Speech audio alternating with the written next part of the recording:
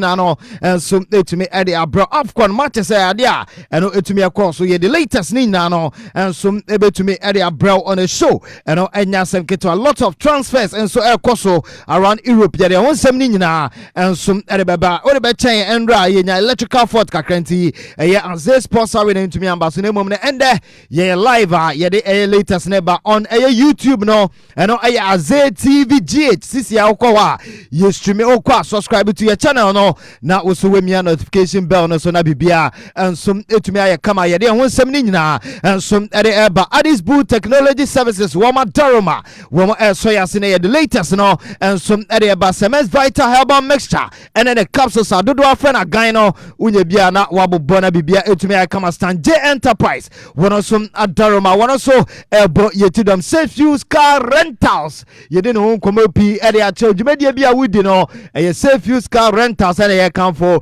some e de ama enkwada de nyina adamfo anasa wofo nyina adamfo e de Frelina Marakent enkwada ne nioma omoduane ne accessories de ho a na obekọ na wakwa na bibia etumi aye kama ende obenu aduane some obehia enam na wodi anu aduane eno ane Prince Marcos to ho na obakwa je ne nam ne bi na so wotumi e de abon kwan na kama na bibia so etumi aye fine opa akwantu anase opesa utu kwan koye juma ewa amanane anase opesa ukosua de eno ane dab learning consult meba na bedi ne won komoni pi enso etumi e de ama ewo show no so ma refi say we any nyumeku a omoso ya sene the latest enso e de ba we Azay Sports Arena yeba na for the latest na e de abro Frisky the general nimidi.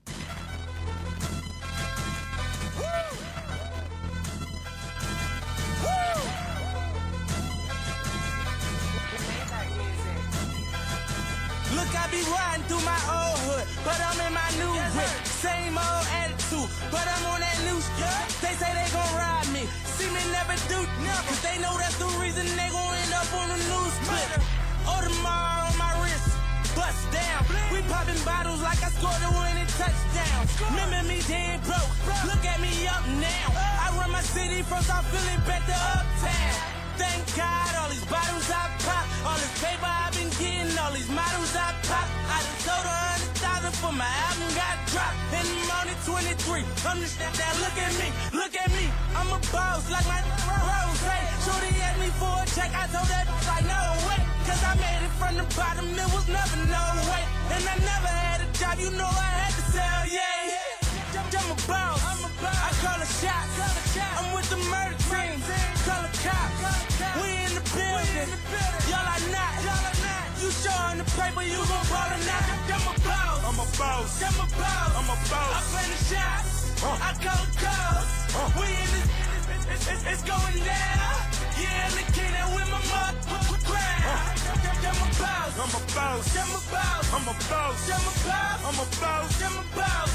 Wo yenkwenta paso na yemfa eye latest ni no ensom enfambra awo dwumadi no so ma refi se eno heye nia etie no na yebekọ na yedi nkomo on eye matches a eno etumi ekọ so nti yebewurem ewo eye English Premier League na mame efoway entu enim se urema eye de West Ham United wo mutena fie ema eye Nottingham Forest ebetwa ma kanu mienu a wo mo ente ekanu bako enso ewa na ye matcha eno ekọ so na Serie A no yewurem na Pisa wo mo etra ma Como ebetwa ma kamiensa wo mo entumi ate Lecce etena fie ema AS Roma ebetwa ma kanu mienu a wo mo entumi ate Sassuolo etena fie ma Juventus ebetwa ma kanu miensa wo mo som entumi ante eno aye matcha eno ekọ so ewa Italian Serie A Calcio yewurem wa Coppa del Rey round of 32 matcha eno ekọ so Granada etena fie ema Rayo Vallecano ebetwa na kamiensa wo ete kanu bieku yebewurem ewa aye nya kana se Tekes wo Super Cup no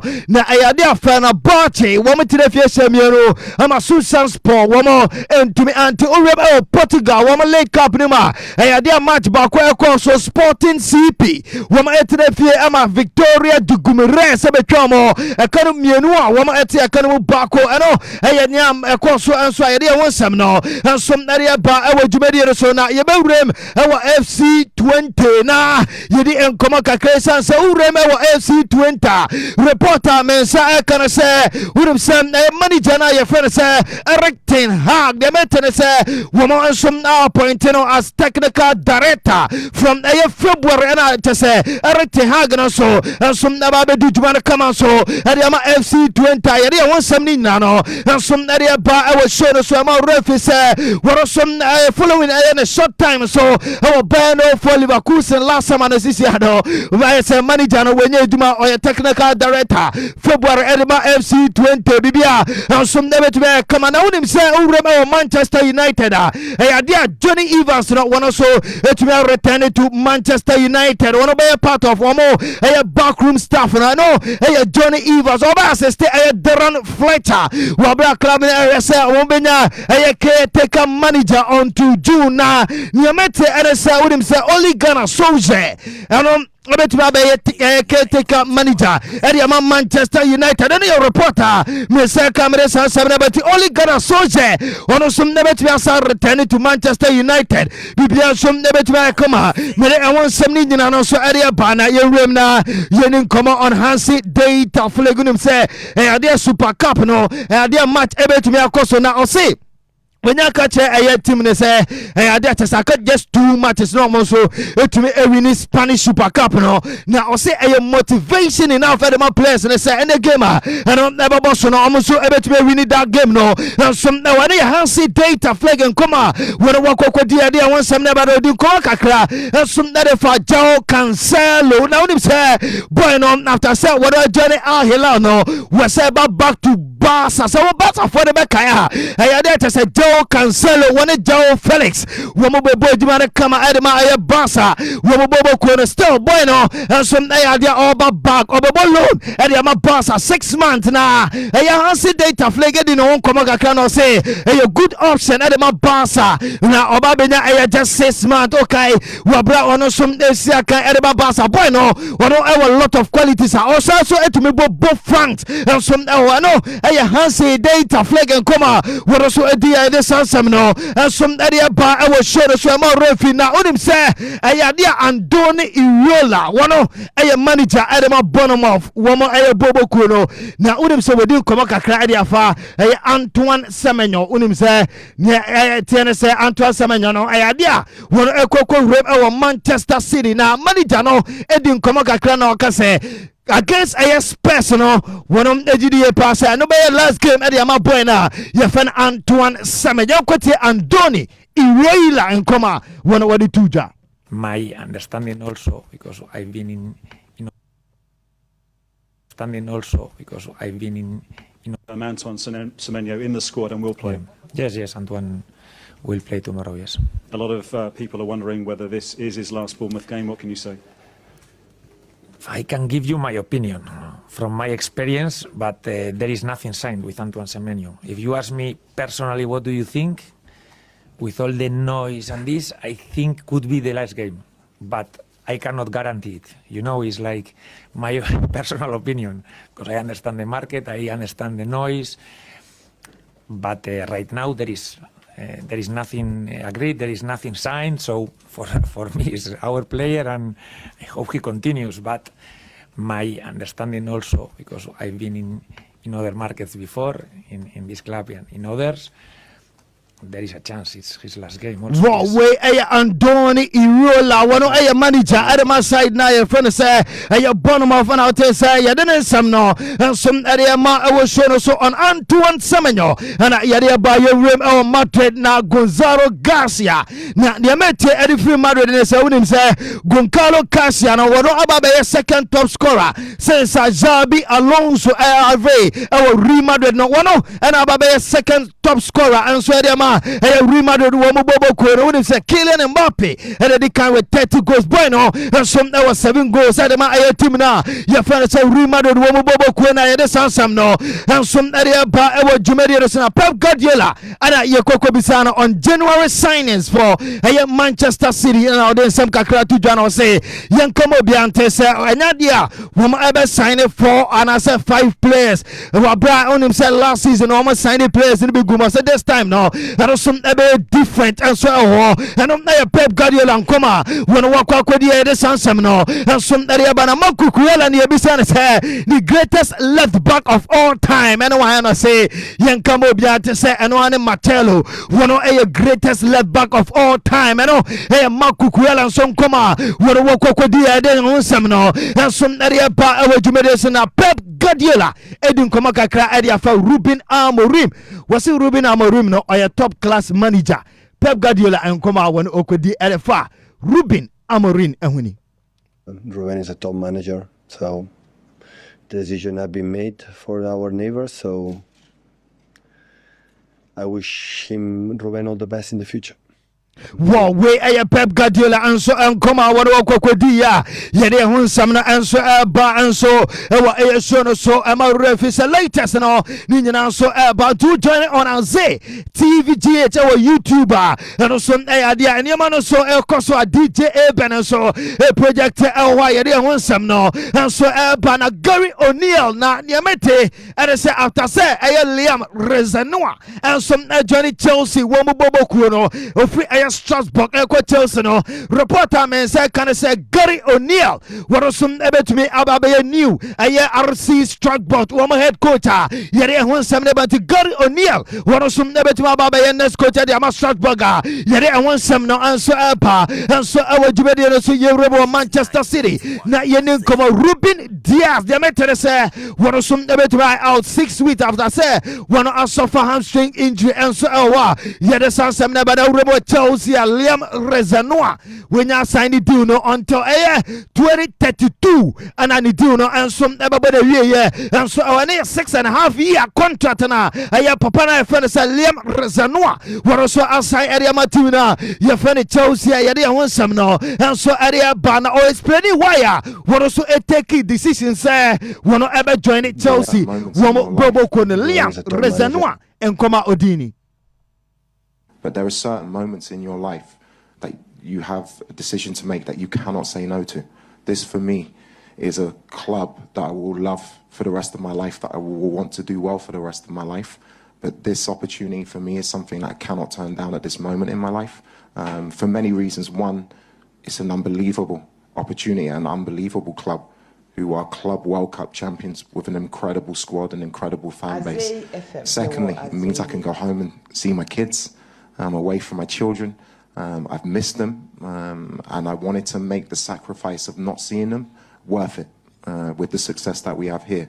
So there are many reasons. I don't think anyone can question how hard I've worked for the club, my integrity in the way that I've worked for this club.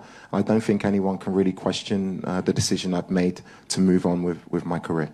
Wo we Liam Rezanoa and Altenen and so say yade nin some nan so ba on ha kwaya to say on some the first one so Chelsea team no and some edi to wa and so anya some go to aba be djuma kama edi ma Chelsea wo bobo kwera yade won some no and some edi ba na reporter men say kan every Antoine Semenyo enchen and say edi boy no and some ebe come Manchester City after say one ebe game edi tia personal na wakwaye na medicals no on Thursday you know nyame adoma che say ochina ana boy no enso ebekwaye na medical enso ade Manchester City wo bobo ku na yede wonsam no enso eba na ene matches eno ebeba so our English Premier League na mamfa to him say 7:30 matches ebeba so ni Bournemouth ebeba Tottenham Hotspur Brentford wo ebeba Sunderland Crystal Palace and Aston Villa game no enso ebetumi abaso Everton ebeba Wolves so and a Fulham woman about Chelsea, Manchester City, about Brighton and over beyond 8-15 games about so Burnley, about Manchester United, Newcastle, and at least United and so and some debate to be area Brenia they want some no and so about young Chelsea woman interim coach your friend Column McFarlane one also Edin Komakakra Ebake Liam Rezanoa say on some aje challenge no and so area tum dia one Edin Komakakra Column. I spoke to Liam briefly last night. He's obviously really excited about taking the role. Just a brief conversation. So my understanding is he's going to be at Cobham later on today at some point. So I'm sure I'll catch up with him more on that. And the second part of your question, yeah, I've been told I'm leading the game tomorrow. So to try and do as best a job as we can, as we have done, and yeah, give him the 3 points to move on and build from. No, I think if he's we Chelsea woman nya ye kana say woman coach yere ne won sam no enso to anyone no nya ye kana say interim coach no Kalum McFillan enso enkoma when edi nti ene game no wono ene be gina touchline so ama nya ye kana say Chelsea woman bobo ko no enso na wa yere en won sam ni nyina no so ma dwumadi so na Spanish Super Cup match ano ebaba so 7 p.m. Barca woman any Athletic Club Bilbao and so Erebe ni Serie A no Bologna ebaba Atalanta ano 5:30 and asa game ebaba so Napoli ebaba Hellas Verona and so at the same time 7:45 games ebaba so Lazio ebaba Fiorentina Parma woman Inter game no and so ebetimi ebaba so Torino ebaba Udinese ano Manchester ano ebaba so Italian and Serie A Calcio yere and one samna and so eba Darren Fletcher and so Edin come ahead of game ebaba so ano Manchester United and a Burnley game no was say won't be as a Mason Mount and a Bruno Fernandes back to the United squad ano coach your friend said Darren Fletcher and come out with Dini missing. Are any of those players going to be back? Well, I think Ruben alluded to it. I think Mason and Bruno, I think they were pushing to play against Leeds. The decision was that they weren't quite ready, so they've trained, so they should be back in the squad. But they'll be on managed minutes as well and restricted minutes because they've obviously just returned to training. So that's good news, especially the fact that obviously players who've been in good form. Mason Mount's form's been fantastic, and Bruno Fernandes, you don't have to speak about Bruno, he's a captain, he's a leader of the team, so to have them available for selection is obviously great news for me and for the players and for the club and for the fans. Wow, we Darren Fletcher and out this yede nensam no enso ma awdwumadi so na wo sa edin koma kakra say ono so be try say obey bibia Manchester United and so I am successful. Darren Fletcher. This club is you obviously are the epitome of Manchester United. Is one of your tasks to reconnect it with its roots in a way? Well, for a game, it's to try and win a football match against Burnley. I think I've had a few different roles at the club, obviously coaching the under-18s just now. My focus and energy every time I've been at the club in whatever role is always to do the best for Manchester United and try and help the club, help the people that I'm working with, the players, the staff, and try and do everything I can to help Manchester United be successful. And as we say, everyone expects Manchester United to be on the top and winning. That's the standard. That's what we all have to try and achieve. That's the standard that's set for everyone at the club. And I just do my best in whatever role I'm in to help make that happen. And in terms of we Darren Fletcher and so come out one dia yede and one some nyina and so ba awdwumadi so na wouldn't say me to when say Manchester United womo consider say woman sa abeka Ole Gunnar Solskjaer wono ababa ya club no womo caretaker manager until say summer and so baba na wouldn't say Ole Gunnar Solskjaer the record as caretaker manager any wono enya 16 games whatever we did 14 about draw 2 elusive 3 now ohwe ni goal difference na wa 40 I consider 17 tie bana say yenye caretaker manager dia Ole Gunnar Solskjaer wono ebobo juma kama area Manchester United yere e won 7 answer ba na wonim say nyame ando ma kira game and ebeba so Madrid game no dia Kylian Mbappe Lorten wono ebe out and so yere san 7 ba na wonim say Manchester United womu ties kapapa ade ma Ruben Amorim na womu etua almost 27.35 million pounds. William Sam, I did 9.5 million pounds. I call Ediama Sporting as compensation. Woman Samsung, I bet you 7.8 million pounds. I know I already end for a year. No contract. I want to assign them at Manchester United.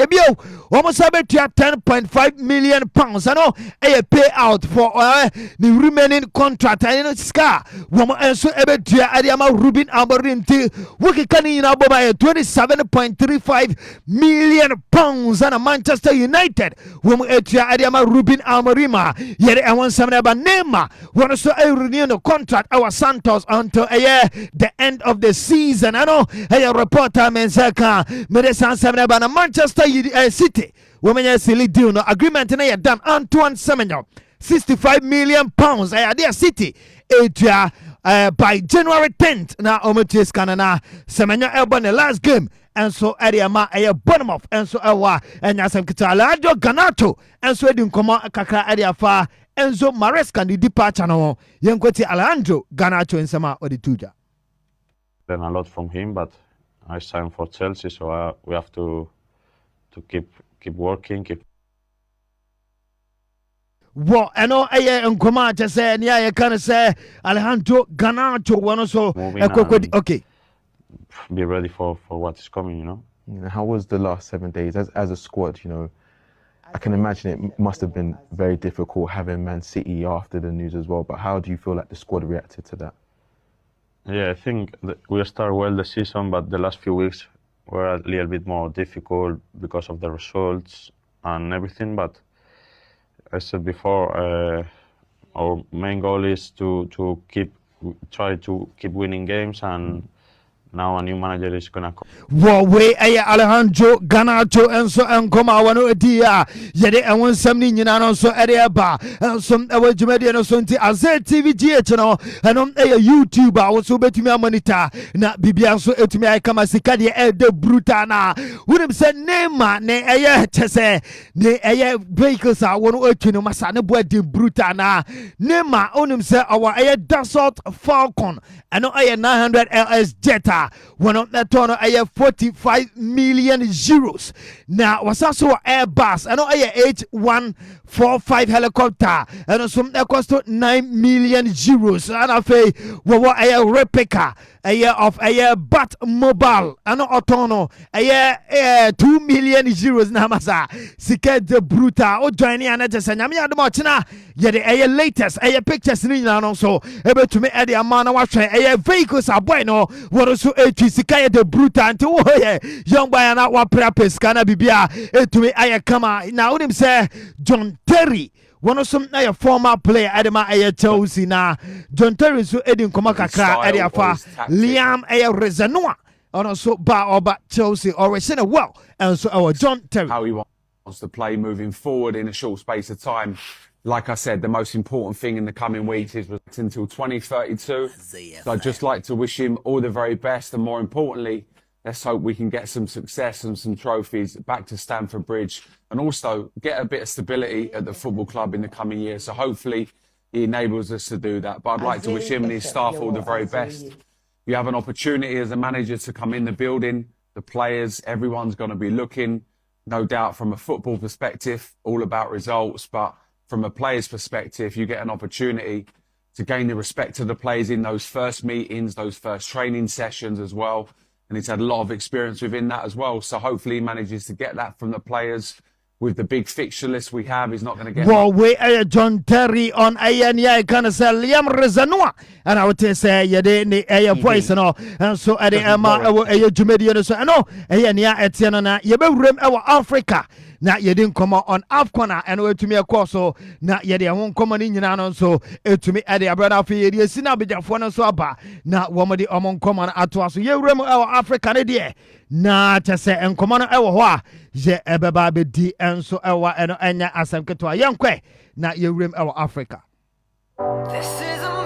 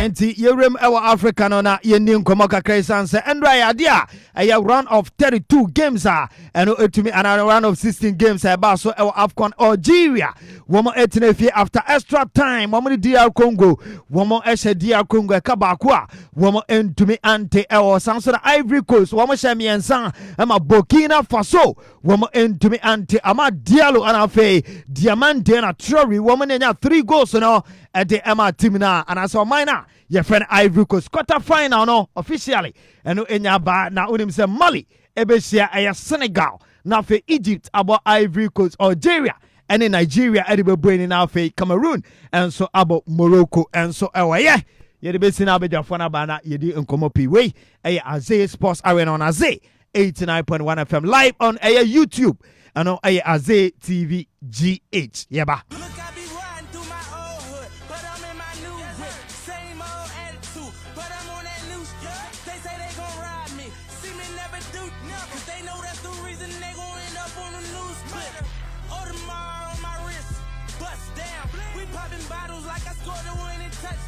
Remember me dead broke. Look at me up now. I run my city from South Philly back to uptown. Thank God all these bottles I pop, all this paper I've been getting, all these models I pop. I done sold 100,000 for my album got dropped. In the morning 23. I'm just that. Look at me, look at me. I'm a boss like my Rose. Shorty asked me for a check. I told that like no way. Cause I made it from the bottom. It was never no way. And I never had a job. You know I had to sell. Yeah. I'm a boss. I call a shot. I'm with the murder team. Call a cop. We in the building. Y'all are not. You showing the paper, you gon' ball or not. I'm a boss. I'm a boss. I'm a boss. I'm a boss. I play the shots. I call the calls. We in this. It's going down. Yeah, the king that with my motherfucking crown. I'm a boss. I'm a boss. I'm a boss. I'm a boss. I'm a boss. I'm a boss. I'm a boss. I'm a boss. I'm a boss. I'm a boss. I'm a boss. I'm a boss. I play the shots. I call the calls. Yeah. Hey.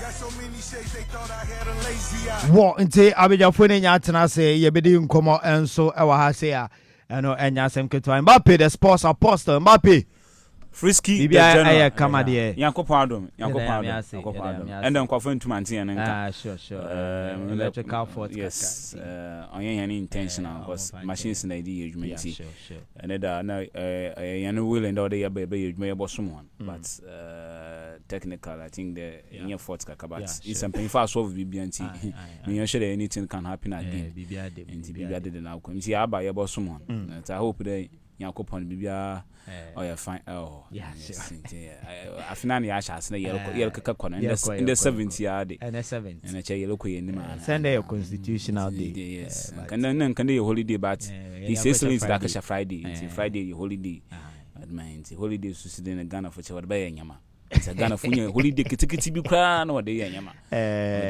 okay bibia come yeah the Mbappe no the sports apostle and I tell can Di Maria bibia I find it yeah yeah me ase say yeah nyame adum bibia dem pa bibia come pa yeah yeah sure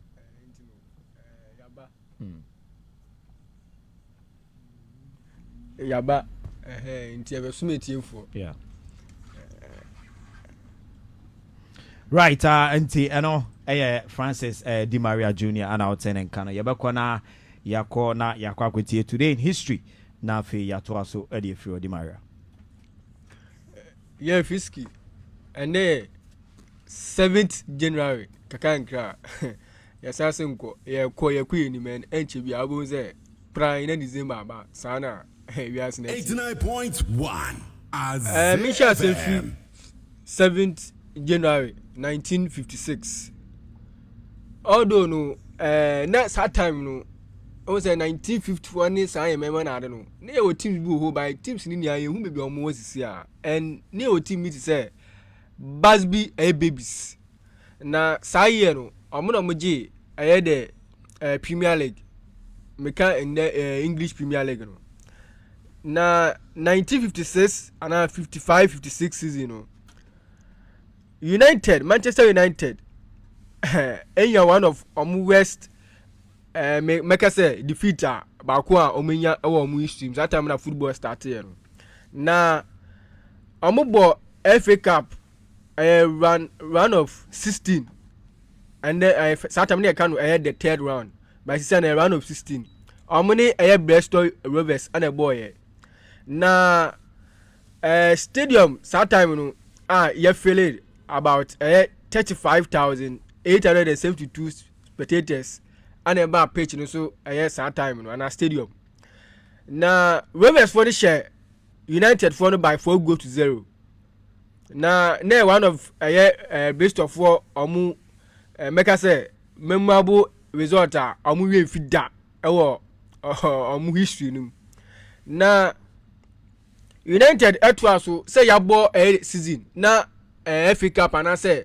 in the cup match na United about just one game we film no say no and be see Edema United na player bakwa o she go Edema best Robert for no ya friend no Barry Meya na sa Barry Meya na make an asem no so about cricket no so a cricket player na before Amebo United game no okobo cricket as no Bobo United game no I don't share United you know egba ko entansi say ebia tennis na obo tennis ni Wednesday na Sunday okobo the football was also share ebia team kese bi no entansi and papa fence and a player fence Barry Meya share go edit ya United one for no na obey the first player in the history of the EPL and FA Cup one all go against United then at the same time so obo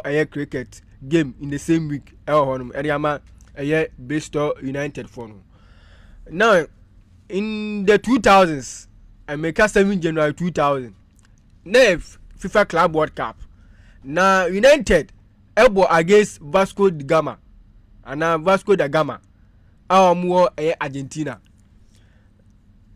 United for Elusutu Vasco da Gama followed by 3-1. David Beckham that time no one of core players team no yellow card na Antwaso anozaso anchibia anozaso di red card every game no anima United inti affect United for no ma omulusu game no by 3-1 and che ana Madrid for no so be found but answer Madrid for be found no almost suspended meka David Beckham and send on signing papa friend say David Beckham honum my last one in fancy in the year 2005 transfers be goods because so and you be on the 7th January 2005 former France forward I friend say Christophe Dungawi can send the contract with Qatar club satam na oyini nti oba free the football no ana Qatar club bi ba say omo pe no na you will say wa sign contract no achebia do say so frame say dabi me call emboa me ana can send the contract no ho no ma and say na all retire elephant football mu that's Christophe Dangaria ofi formerly of France international honum then on the same day no so whether Brema signing player say Mohamed Zidane when Zinedine Zidane when Mohamed Zidane on this same day and I'm signing on a season long loan deal frisky.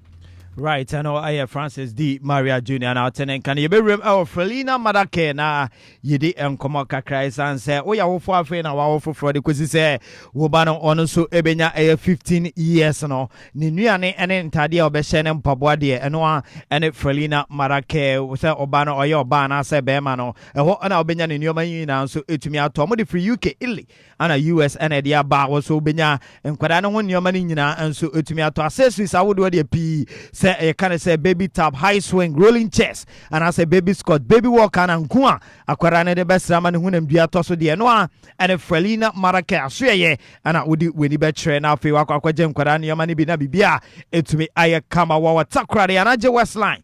Closer to coast, opposite another choice smart wape ho, and I'll be Frelina Maraka, off when you now fret on my 2 way, and 0242 748105 0242 748105 and as a 0544 855459 0544 855459 Frelina Madakel say awofo nyina adamfo ene wokwe na kwajem kwada ne nyama ne bi na bibia entumi enye kama enso ewo na Ishaba Collins the boss man at Nasi Ishaba bi fine Frisky Yamanado Yamanado mu ye pa na wo de waso bia boko Yamanado bibia kama ya me ase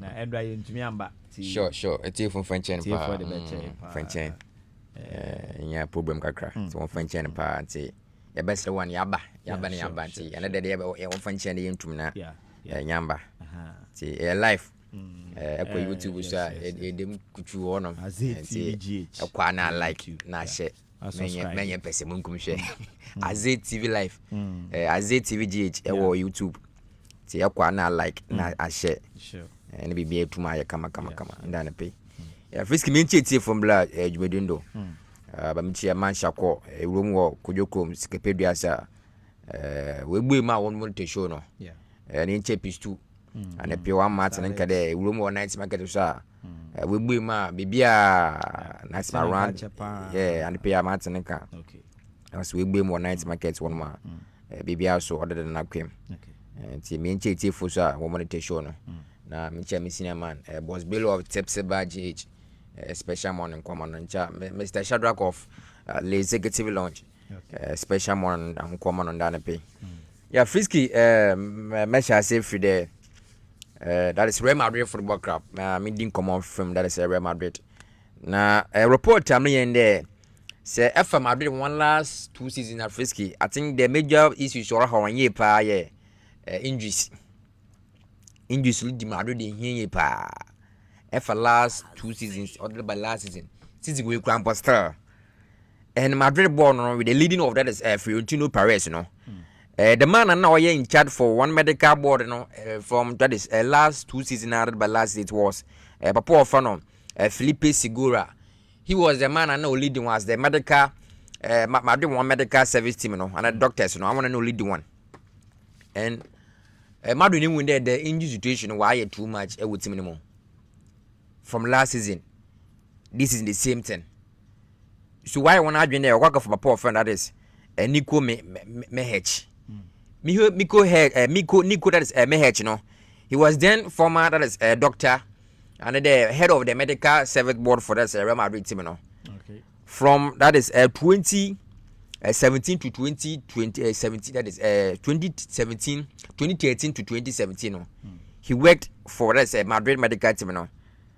But if you want no what about poor friend that is Dr. Felipe Segura and what be from 2017 to 2020. If you compare that season na poor friend Nico Mehech or your daughter na men care there Madrid shouldn't crucial injuries baby from that time from 2017 now by that 2-3 season 2017 to 2023 season number poor friend that is Nico Mehech not the leader of the Madrid one medical that is service, no. So Madrid didn't there. He was the man and now or in charge that time now. Madrid didn't sit down recording English baby. So they needed to bring him back to the team because Papa fan of Dr. Felipe Segura no in 2024 no Shane that's the last 2 seasons. Madrid didn't win the injury situation or kodo or how team ye pa. And I compare last season the likes of Cavalieri play, Militao play, Rudiger play. Jude Bellingham play. A lot of Madrid won't keep players but now and started off this season win so the same thing. Militao asini play, Cavalieri play or Kwana Waba, and all the same play. So it has been a lot of injuries so first Madrid Bobo Kono. So they have decided there one sanka for a poor fan that is a Nico Mehech, you know. 2017 2020 he was the then doctor now lady that is medical board no. The Ubutum na was take the Madrid one medical board na nyama itum na wakon come because the injury situation all call Madrid one camp no or too much.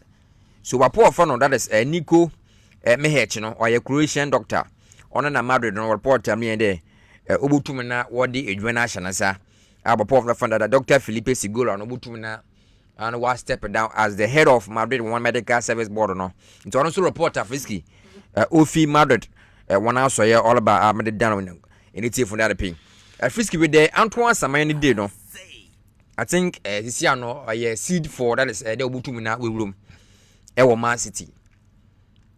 He said he seed this man Obutumina wa join that is Man City. Na yamabo wachi na Obutumina wa ke na medicals. Na 65 million euros Frisky only sika matter today. Man City Obutumina will triama Bournemouth. Obey a long-term contract. So obey the first player ne buyers cross no obey more for that being the first Ghanaian player. I don't know sell out no. Never buy a deni pa. Currently in the Kudus no lead from the move from West Ham to that is Tottenham Hotspur no over 55 million euros no. Then if that is Antoine Samani move to Man City no or a completer, then he will become the first Ghanaian player. Frisky never no buy a deni pa 65 million euros. And maybe now like a fine city or a backcraft Frisky, but I sometimes you know. Bibi wona le kwane kro mla wona mla ko de market dinner Frisky ejuma el kwa ke no wudi ni bepu no no na yelhehwe onye crab no edin do do and a compare Bournemouth to that is a Man City big ahead that is FC Bournemouth no so Samariano move to the another higher stage or ne career but Frisky expectation there obey a match playing time abana na Ghanaians in Bia Shade, Obutumina walk off on the side there. Smanyon Obutumina win your match playing time. And a competition is one out front on Frisky. They had enough quality and I say good players. Yank Samayon, your bad player. Name more the most in Obutumina will City for Bafana. But Frisky, Anya Ghanaians, you know.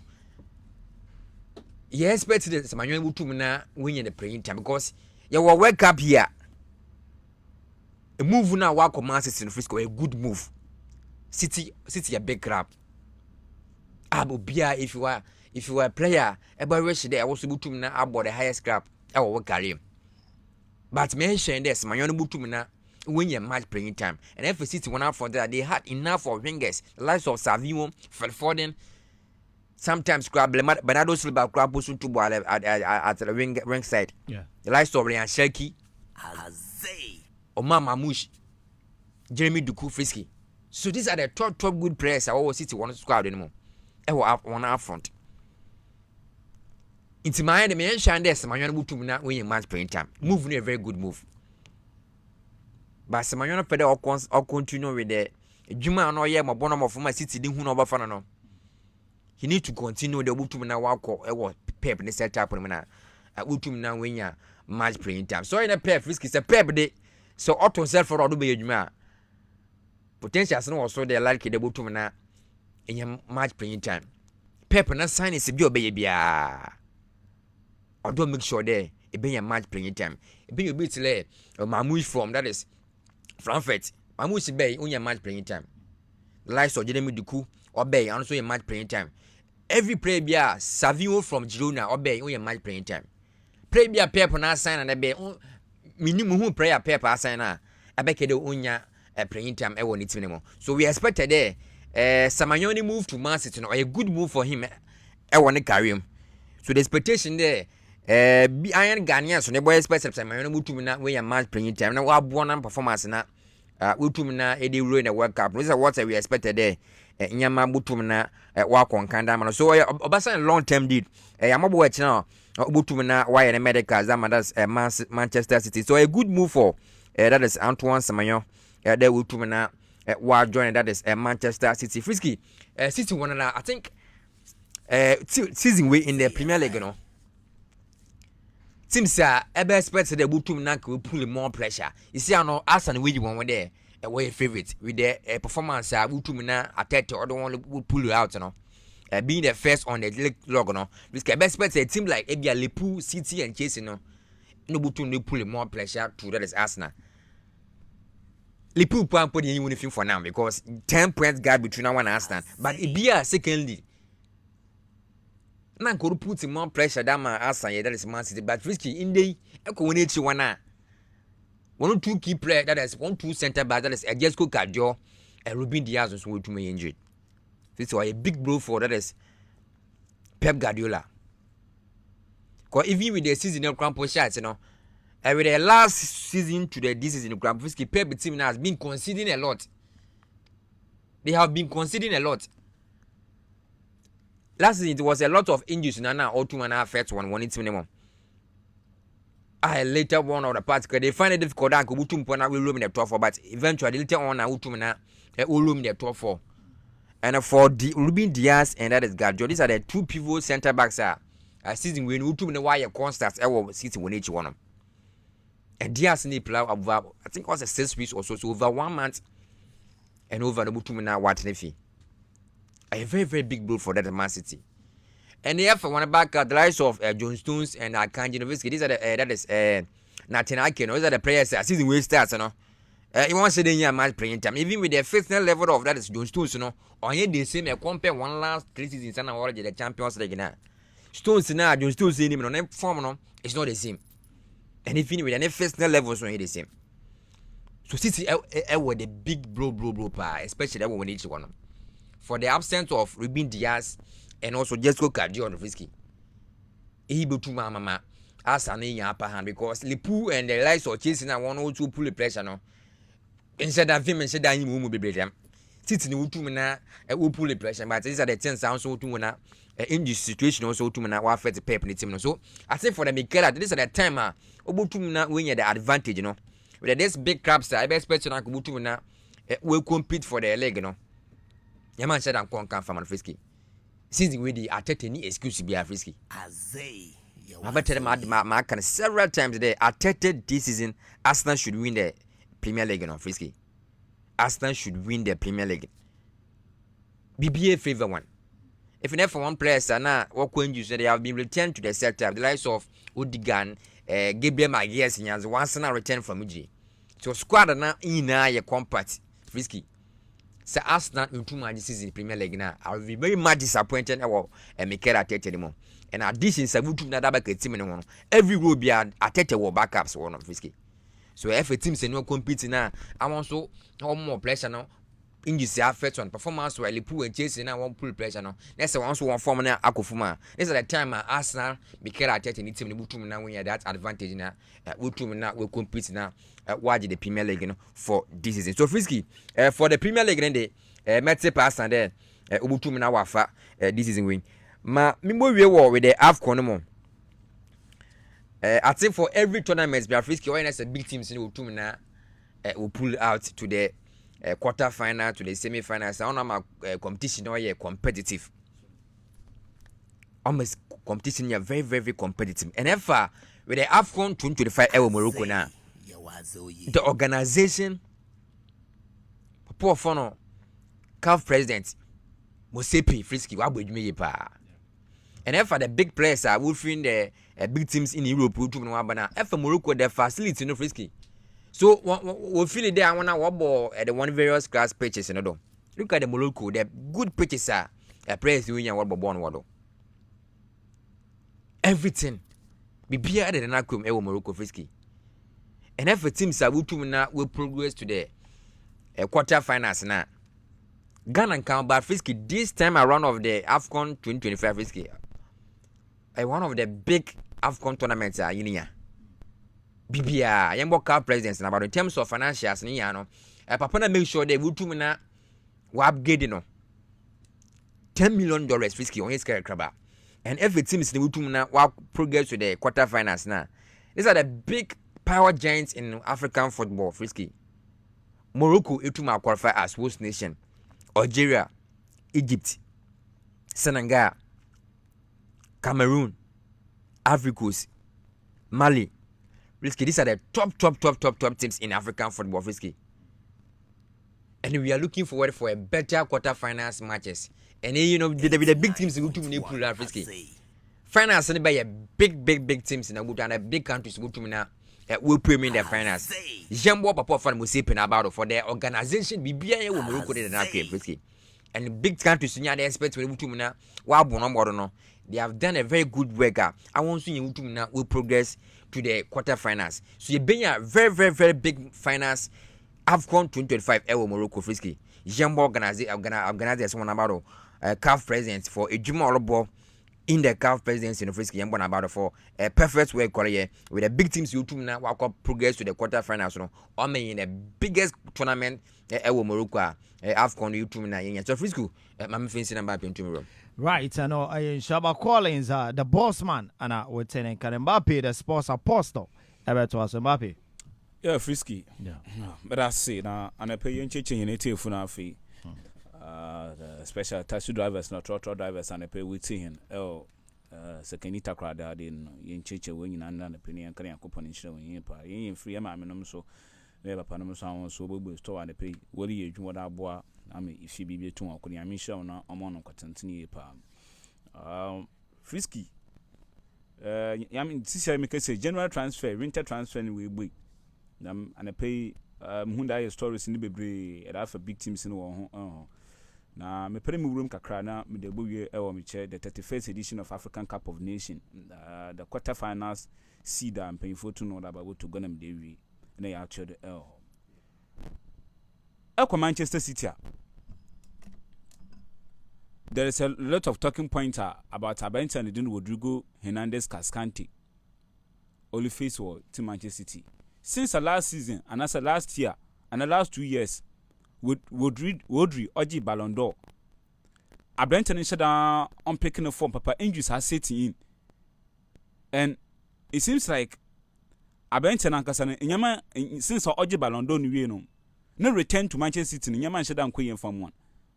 Wodri no contract bo wunya kopon ya adoma 2027 na Wodri no contract Manchester City wa benewi City team na mu report yet TCC and Real Madrid to wakote e worehwe enyim de he Abrantia no definitely waka for na abon wa baka Madrid team no nyame adoma e 2027 obabutu abakansa team and dinde Real Madrid team na mu ana na Man City fu ehu de oye like de bia akono wa na oye Spanish ni Oba prefer the work stay meche Spain more than that over England. Uncle Sunday, Ojuma so ya dem Manchester City over England no why ye why the Premier League damo one. What's not the Champions League or damo one. It seems like Ojuma so ye over Man City no Wodri why ye into I like they be move for 2027 no. Maybe I like there City man contract extension na. On ya do beja to no why extend the contract no. Or watch my contract na be na we no move to Real Madrid. Now no na Man City fu hu there I'm sure Benton kwa na 2027 obefi tima ni City no wa Madrid dinti City asha say wo monitor Nottingham Forest currently one of the defensive midfielder Oli Ejuma odum tima no Nottingham Forest wo fa na Brentford ni din Elliot Anderson this season how also the tackles for all of Nottingham Forest recently wa pick one form Premier League nima bibia show that Brentford performance no olukoye odum tima ni din Nottingham Forest and it City wa asha say one monitor Benton situation. Then in case that Benton did Rodrigo Hernandez Cascante, one stand no contract, one form a team and didn't Man City. Like that Benton Elliot Anderson of Nottingham Forest, no. I want Man City to walk up, no Akafa Benton will be a long time replacement. Not that team and didn't edit Manchester City Bobo Econo. Mamifi City, any day you build Luis Enrique, enough and I say El Khalafi, enough PAG from paying for Katanas within common about coaching. No catch and there. Since Obaba can start out in Paris Saint-Germain, why ye juma pa? Anaka ho, I'm a PhD one biggest achievements and I will share him the Wabaji. I want to work for a lot of big players or that bar. The my achievements no. I want PhD 1 to 1 general. On the man Luis Enrique 1 more to Waji, make the UEFA Champions League last season you the PhD. Go to watch Inter Milan 5-0 final go to Waji. Ninya wo Luis Enrique, Ninsa ne juma baba ye. Intended the meeting no konewe you know. And I want you to reach a record or program long-term contract. Nanko ultimate no not the meeting PhD. But Papa say, Yami Adum next year. Up a new challenge Europe. In Tanya double to the watch other than meeting and the PhD. Sikanank what PhD for the money is Kakasapa. Enough project what the man so and also pa but Papa say, most of your PhD no. Otumu the Waba be Yami Aduma 2027 no. On yard about your another meeting PhD. Frisky Krebi. Yes, a PhD team in a project was started the Wally, on Yandaba project. In a lot of coaches, big coaches in the Waba. Carlo Ancelotti about trying the best when 2 champions of the Grand Farmer. Una Emery, Waba trying the best. Mauricio Pochettino Waba. Christopher Garcia Waba be Juanibi. Shall look at the coaches, the big coaches of Wabu. I said I shall play a to Waba. Nema the Santos Jr. Waba about trying the best when 2 Zlatan Ibrahimovic. Di Maria Ababaye. Lucas Moura. have your Pastori, extra big names. Everton recently the Quampono, Lionel Messi about trying the best. Ronaldinho no one time. I been to DJ Okocha one time. Now I tried over to watch the Champions League, but team and in the PSG win 2-1.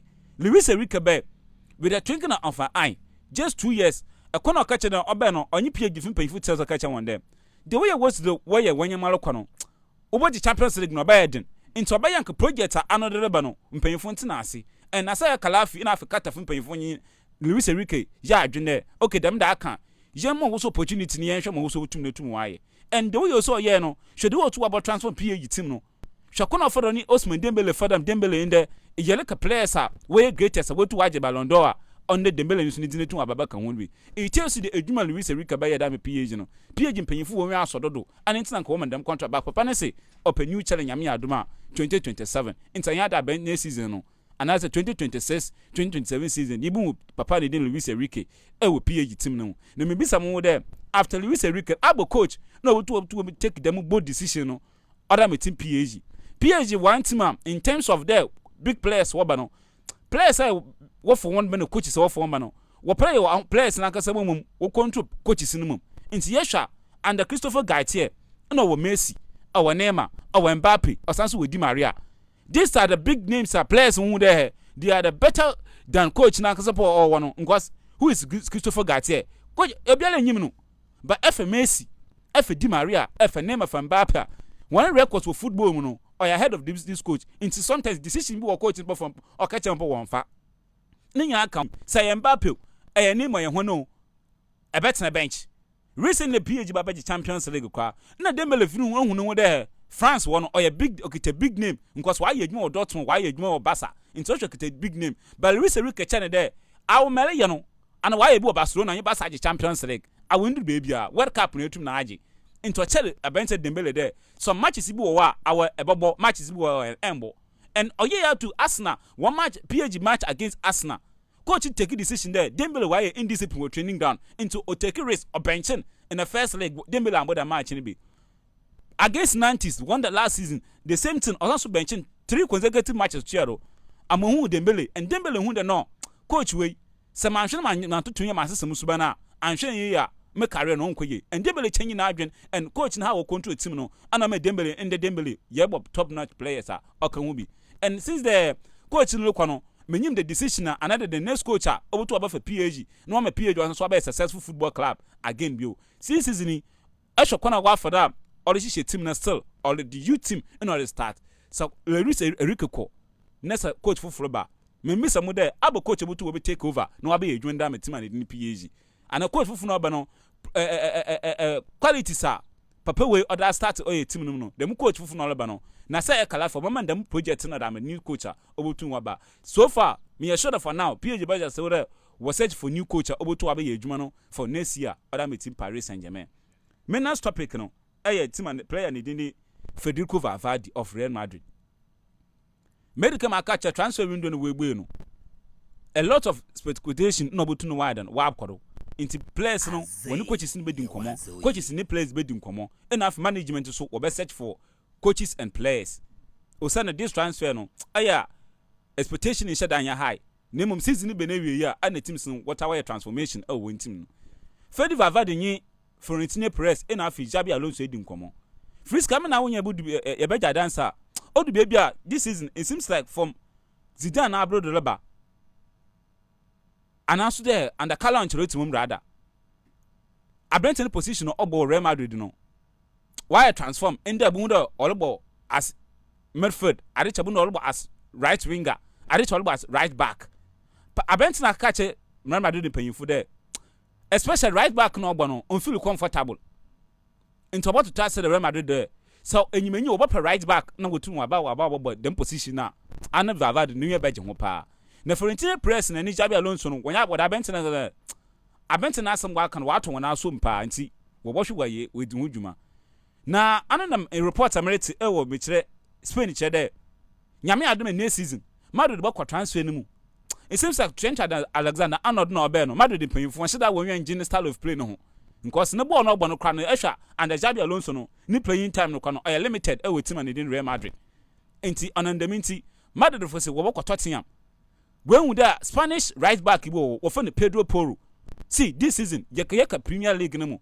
Right backs are one performance Olusegun Enyamalu koye dem one pada. I said that the Tottenham Enyamalu koye mu one player no performance Olusegun over Premier League no no. Oya bench and Pedro Porro. Oya one of the fantastic AMC players are Eco Spanish national team no na Papa Nedin Luis de Fonte on finding Dagol. Every national call up bi obayebiano Pedro Porro can be. So Real Madrid did this right back. I hope you about team Real Madrid team no bebre. On the minti reports am so later Trent Alexander-Arnold Metete bia and shey your person return to back to England. Say if they are going to Pedro Porro ni di no nyame adom next season. Say man team and di Real Madrid call. Not touch them you two na bench on baba dia and shey Trent Alexander-Arnold no. Obasanda return back to England. But I'm sure on your Liverpool it will be a Man City and a different football club team. Real Madrid wanna. It seems like this season extra. When I make foot battle, why? In that year, Bokakra. Especially when defensive pair one. Trameni now this season from last year, and also under Ancelotti one there. What pick no former this season? See one there no form no one. Apart from another defensive midfielder, Jumano. See, Camavinga this season, you said that why on and off injuries not setting too much. Oh, I bet Eduardo Camavinga on the side. Into always no, Nina would depend on Benton, didn't Elanim Trameni. Real Madrid for say, Yamia doing next year. We best spend a match pa our transfer no. Osana when we there now the competition. Oh, Miche Bassan enough Real Madrid or still on or the wow. Into other one midfield, another two was strengthened. Never Crystal Palace. There is one English player when you're 20 years and Yamalu Koye power in him. What from Adam Wharton? Adam Wharton last year now called Simon Metzman in the Manchester United. But 1 or 2 reasons in the transfer budget Binti United went to an offer ni deal no. And I bent on Otton. Oh, Mr. Crystal Palace. Now Palace when the Real Madrid was she when I bent an agent reading come on. They definitely I'm sure I bent them this defensive midfielder no. I should definitely I bent on Obo room or Real Madrid. I mean I doing this year. Until Crystal Palace will put a price tag £70 million. What that I bent on they say in church the team of Babiano. Obo to no wash. See, young Real Madrid midfield was easy. I make say. Say you have defensive midfielders Jumano. Say Tramen in 2 years na moboa. Oh ye. But Fende sisi ano Tramen Epra. Sisi ano nyama onye ya. One no to abe Jumana da me team and din ade me che Real Madrid e won finfin wo. Entum kan cham there. Ada bent and Jude Bellingham ka ko boy. Me che defensive deal. Fine obo to abo. But bisame there obo to wa tackler. Abente Tramen le ya na ana. Yenya him there for the past 2 seasons Jude Bellingham bay. Ena ye ka one player sa all the goals can you me che na match play in ho or Jude Bellingham. Until 2 years ago and I said 2 seasons ago no I me che Jude Bellingham. Ye ka one of the Real Madrid players are win your goals do no them team Real Madrid and Jude Bellingham or can who be. But this season extra Real Madrid set up midfield one wa ka balance kakra due to injury situation and I am the Collins that to go the Madrid for was so appointed and then Monday McCain that bench Nico che hemikin was so I return back to winning che one medical stars are all about Madrid because injury situation no why too much complicated our team and the Real Madrid set up no into Adam Wharton of Crystal Palace no Real Madrid monitor the situation I na quitting in Madrid quitting no we will face them challenge bench and Adam Wharton of Crystal Palace match the team and the Man City United enough Liverpool and Chelsea yano well monitor bench no this is I want watch EPL Crystal Palace matches no extra bench and defensive AMC rule na afi ejumale na na no yedin pa Real Madrid wa nyame ya do season be na wie Dani Carvajal the contract go me che Real Madrid team no and it is a ye players are wo experience wala league no mu and af Real Madrid team no nyana na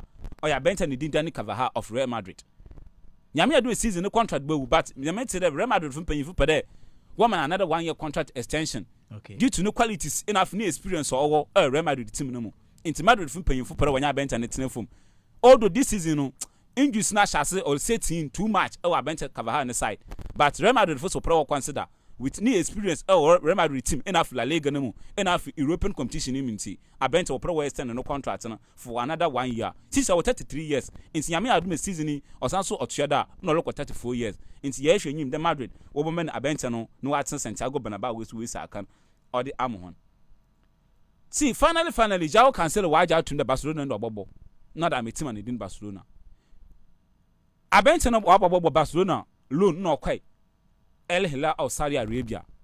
And it seems like Oba Bueno. I bet an energy of Barcelona team because actually the project in the corner bus of football now. Undo Osuta and Jao Cancelo. Into Momanet Mufolo on pa. Our Instagram and after Twitter. Anytime Barcelona match Biano. A Muna Cancelo Waba tweet there. Vesca Barcelona. Inti nem mentionamenti ni you know because El Hilal match. Impose one match, but anytime a Barcelona match biano, na cancel what to have post Barcelona one match. And I want comment to and I am a door there. Cancel was and why join the team Barcelona team. No. See, actually, see Barcelona team set up when this now. The main problem cry one right back one. Or player or right back war, or Jao Abenta Nidin Edemiche, Juice Kundi. See, Kundi but to cancel or join the team now.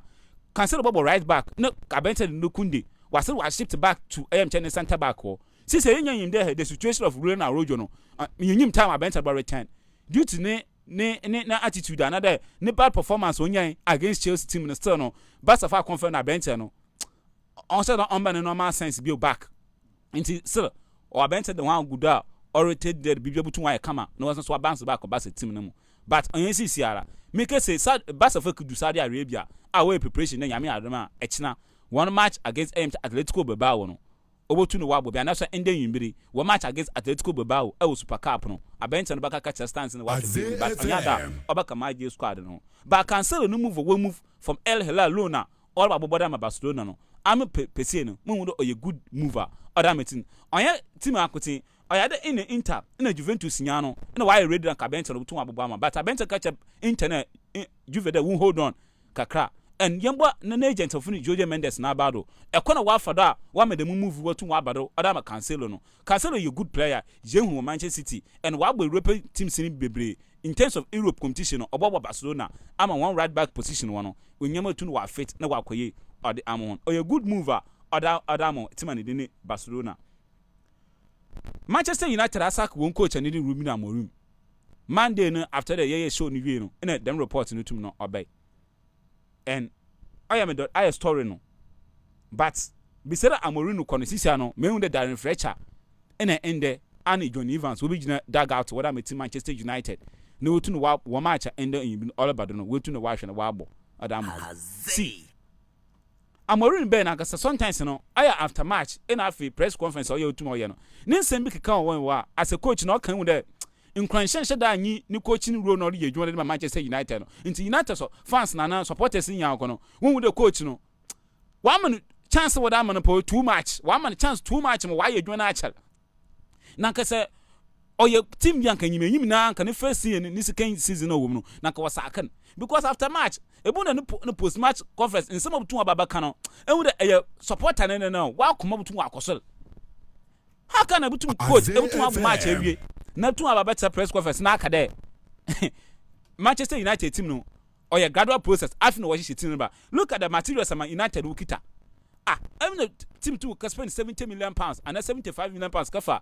Player was Brent for the bar, Brent in Bemoba. No was sent was also cover around £71 million for player from Wolves. Matheus Cunha, when you're back. No one ever set up home. No two never catch them there. I feel the team watches with team what they're about. This season, one of the teams out on there, women supporters and the football fans when I come up as well United. See, United what European competition biao.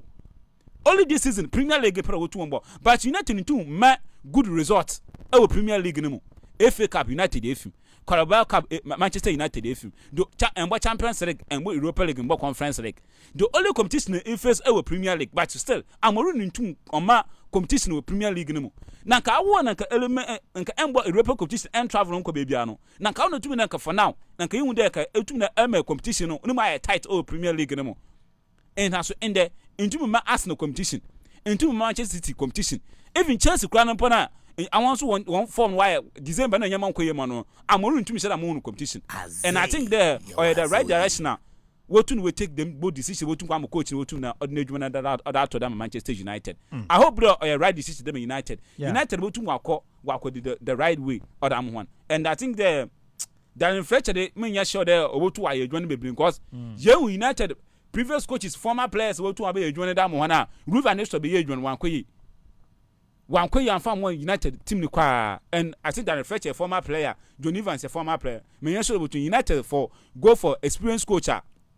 Oh experience, oh Europe, or some experience, oh Michelle Premier League no more. And I think there it didn't be waiting Waba, Martin Javi Hernandez, the only human or Baba Bayana, de Marco Silva of a form. Enough a lot of coaches are Martin there, and since I mean the more only the candidate for now, only gonna associate. The match there or Nakasa was sacrificed or probably you know other Manchester United. In the coming days, you know. So what are the gonna associate about points no by United coach, you know. Why be you doing down Manchester United? And United if you there, you do not on Sunua. But if there's that's what my second chance, no was no about who two ones about two about. See, Marcus Rashford. It seems like the way you may look on United team and Barcelona, £35 million. Michel loan fee no. I'm sure United team and the Barca will to offer. No to Asana bench and permanent. Into me sure the season in year Rashford by return back to Michel Old Trafford. No about shadow. And good news is a bench and about to return Obaba United team no with and the new coach of Tuna Waba. So if there's a Oligan associate or you to know by Jumana, Young and the Oligan associate Rashford near being the best performance. A season at the end of the season, close to 30 goals. Now Rashford to be shared by Manchester United, and I believe there if this coach back now Rashford returned from Barcelona to Old Trafford, and the Oligan Association Rashford that's what again in Rashford the no or United no, or that's what again in the back too. But I don't think the Barca he's a one focus in here. Actually, it's as a flick enough one Laporte in the day one in some work now. It seems like when he project obey in here or pro center back enough new striker. Into the way you may look when I'm sure Rashford need no or be a permanent move or that my team and the Manchester United. Me time was na 1 minute. Na compare room Afcon but I will be fearing me Afcon no more. Me last a me fancy. Roland come and I catch in Tanaki there. Yerko World Cup. Say Obinya Dutch national team no will ra or doing more playing time. And in our Brenton Pep Guardiola any time no. On your man shut down Queen Farman on your playing time on board all Manchester City team no more. But since I make say a year story there, Ruben Dias he play all for more than 6 weeks. Yeah, sure. Just go Guardiola say Kepra. And to see an actually Chiwana, a corner about the opportunity about the Dama Nathan Ake. And a Barcelona monitor situation there. Sabetano say possibly on your playing timer. Over to a pro from January and call Bono de Mabasa. But the way you may see it seems like there, Sisiano. The absence of Jasco Guardiola and Ruben Dias no abent between your playing time in there another Manchester City. I think the World Cup in the yellow corner. Maybe if me dim commander for Blasters on ba World Cup in the yellow corner. Team bia binya there no player obinya consistently playing time. Our various football club obo. Because World Cup in the yellow corner or you World Cup dem country be able qualify your local. Into obi any other players are Otan bench boko. Obi per player or a starter. It's a good news or the Tanaki. We don't come and catch an bench so be a 26 man squad will run what will be alongside with Van Dijk or doing your playing time or the Manchester City. And I hope there the absence of Ruben Dias and the Jasco Guardiola in the NBA, it wouldn't need an Aki will return back to Manchester City team. Right, Mbappe, the sports apostle. And we're turning on Ninsama, or also what they are about Jania, yeah, live over YouTube, Azay TV GH, Okwa. Now we'll leave you a message in there to subscribe to your channel on our face with me a notification bell. No, so na bibia it to me. I come here, die one by a bar. In Shawa Collins, the boss man, the latest local stories about to us where they are. Yeba, CCR. Company Limited. Ghana many yimu. Akafa Cements Vita Herbal Mixture. Na capsules. Abo baza. Awon wazaka sa oreyano. Obeye de ebo sahwe. Numbum enyada mebaka kire wo jene bi. Hey, enyamo from ensiemu. Juma oboninti dudu ora tunizi.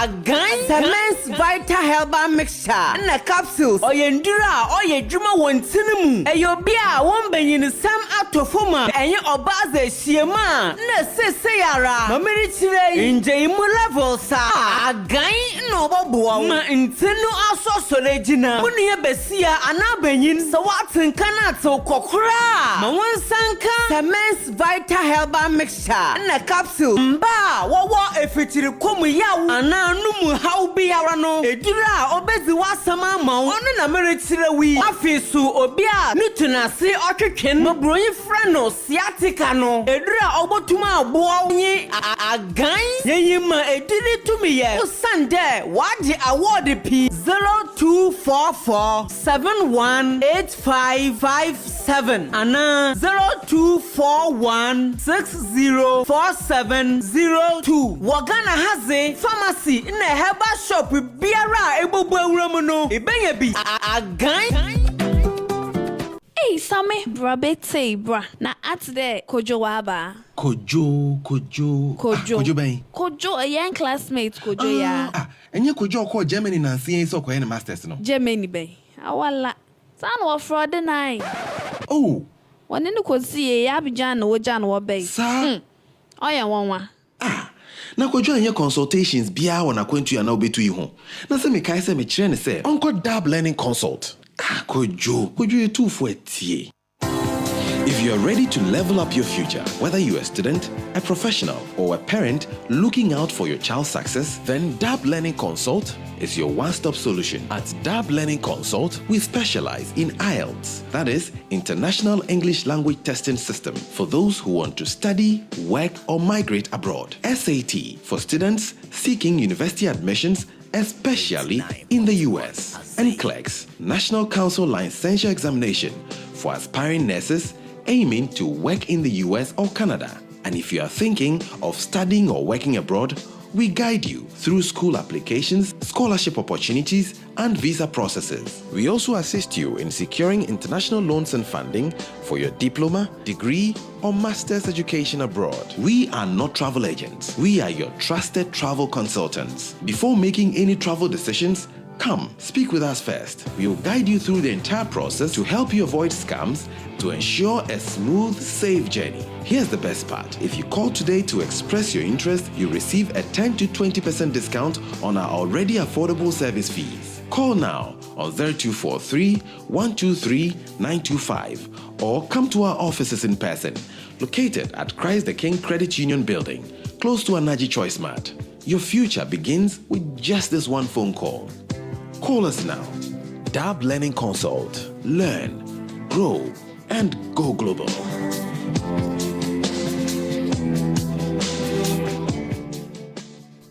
Whoa, yes, and so MIT for Aquaba and Brazil 89.1 FM Azay Sports Arena. Now you call. Now you're the latest local stories at Twaso at the amount.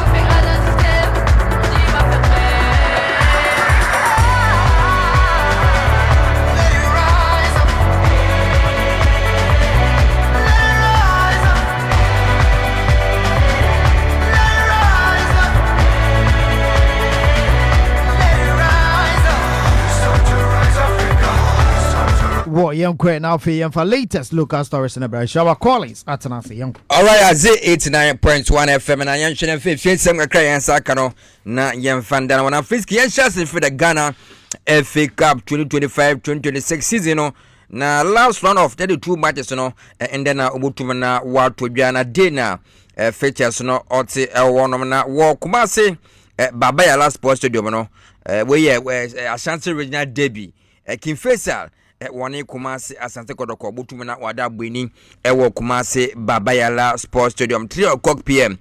and at their match the Butumana Waba Modena Watu Bia War Pandono a Heart of Lions winning a God FC. I also will Bobini one of Mediama Sports Club Ewo Takwa TNA Stadium Premier League Derby. I want a Go Stars Mediama versus Bibiani Gold Stars ewo Takwa TNA Sports Studio Damas na eko Aliu Mahama Sports Studio Tamale City wane Karora United washena wada bueni ewo nam 3 PM na the match no so bo na wutum na watu bia Sodro Obras betra Sodro Stadium na wone Sefi All Stars washena wada bueni Tefiski day noti ewo Ghana MTN FA Cup 2023 2025 2026 last round of 32 matches no day noti and then about modern watu bia wonom na Yewro the Ghana Premier League na on the month of December prayer of the month of December na fi prayer of the coach of the month of December na goalkeeper of the month of December no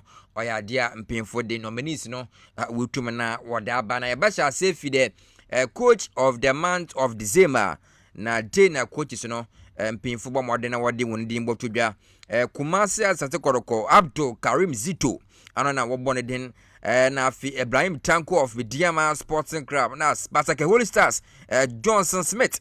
So these are the 3 coaches mpemfo bon wondin month of the best coach of the month of December no Karim Zito of Kumasi Asante Kodoko, Ibrahim Tanko of Mediama Sporting Club na fi Johnson Smith of Basake Holy Stars. Now for the month of December now Karim Zito decided no 4 matches na Zito obomo na oboy in the month of December no win 3 now about Olusu just 1 9 goals now Zito obomo na share of your consider just 1 now Fieko Ibrahim Tanko decided the month of December no Tanko ball 4 matches or we need true or do true now or share 4 goals no consider this 2 goals Johnson Smith for Basake Holy Stars no and also ball 4 matches or we need 2 or draw 2 when lose to be no share 5 goals no consider 1 it's a bad or between Zito and that is Johnson Smith there Omoko na butu na wafa cause Johnson Karim Zito no we need 3 matches Olusu just or share 9 goals or consider just 1 goals into day na oti or one na yanko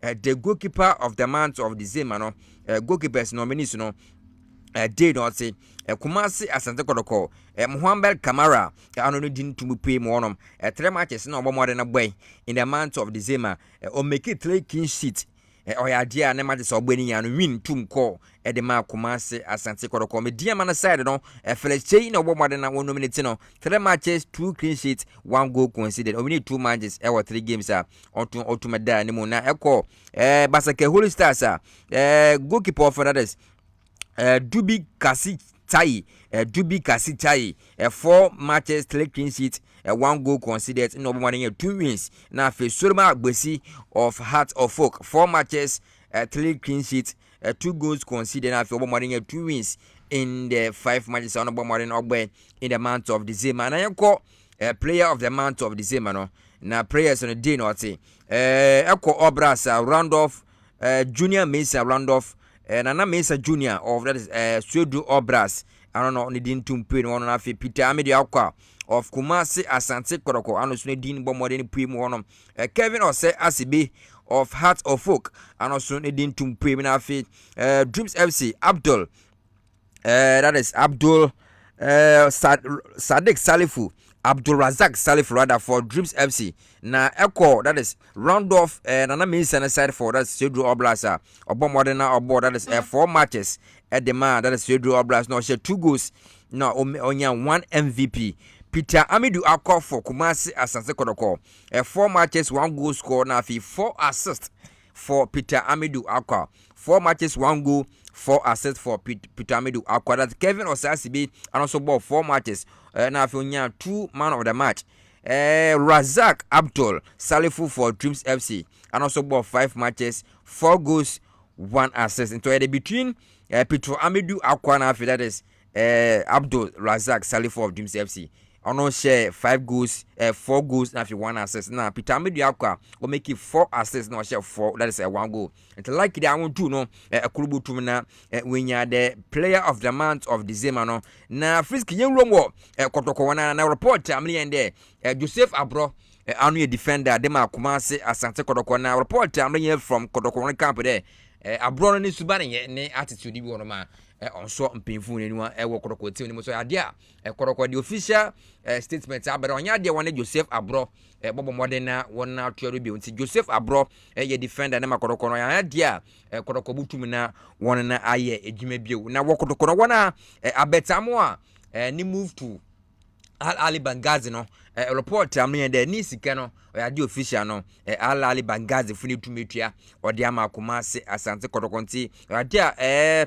Safuduku na ode report ne be de abetamo ani sika sema no Al Ali Bangazi funi tumetua no official no oyade a wotum na wode sika na abanti sia no biela ndene yankoka today na oti hono na ekorokonwana Chinedu Samuel Chinedu oyade report amne de Chinedu botum na we room ewo Brekum Chelsea Tenedu botum na we room ewo Brekum Chelsea ada report and then botum bopim na Tenedu no like botum na we room ewo Brekum Chelsea na eko Nations FC yawano ada we prim wo that is Sheriff Teresport ewo Moldova oyada okoya trials ewo that is Moldova se bibia tum go through a oyade that is a branch of yawano no Nations FC one attack no oyade obutum na wabo modern na we room ewo Sheriff Teresport na Frisky Blake Dusa wa call set of that is young Ghanaian defender Osina Kandema that is Monaco Salisu na over the weekend Monaco one match otumbe oyade Salisu tumi kinya ACL na ACL di enimde se player tumi nya o chele pa sana otum na recover na World Cup so na yele ba bokwenti ye bompe de Salisu botum na wa recover 10 na wotum na wa joining the Blasters of Ghana fi Monaco na nyama wotum na wa konka wona say na akọ Cameroon so wona so ya oyada one president that is by Paul Biya no Frisky after one qualification to the quarter finals no oyada ba pan so mama each player 30,000 euros for each player. The Cameroon wabo modern na wutum na wa qualify to the quarter finals of the AFCON tournament no ayja Paul Biya Cameroon president and also mama each player 30,000 euros for Cameroon qualifying to the AFCON quarter finals. Now Frisky young room how to folk now one match against that is Mediama Sporting Club over the weekend no na oyada boy bi ne how to folk one assistant coach Abdullah Ghazali dia fights ka kesi woni team na dia last minute kra na had to feel that or the phone by a good to nothing na dia ball no kwema Abdullah Ghazali o yede oro catch ball no ma boy no na pie ball no do ma Abdul Ghazali palai ma ore na saka boy no ma ball no so ball na so obo Abdullah Ghazali na so na dia had to folk what the official statement what about out there nyama osi na watakwa tie ne no last weekend no was la Ghana Football Association there nyama to ye into one fanchi one na yebokuru ekete boy no boy na Abdullah Ghazali on nya issue no yenkete nsema ono do tubia wo how issue news okabe between na Abdullah Ghazali bacho na bon eko na me yes dem sadia me fa bon na to no ti me fa na player na ka che me say minjai bon na bon nko na like omudi ti minjai ti me coach ne ba fa bon na to ma player na me yede be me na wo bon so na no ba no be bon mas na me so be say me nyama nko wa ba bo mas na me so me bro bon I don't hear na shi because like 14 film dey ka me jama na ko bat me like me innocent na wa babo masudia sinama menke akon se kan wa me sorry man shada okay inteni chema boboy no boboy no awo small boy ni wo sinama ni akogbo ne slap na boboy ne se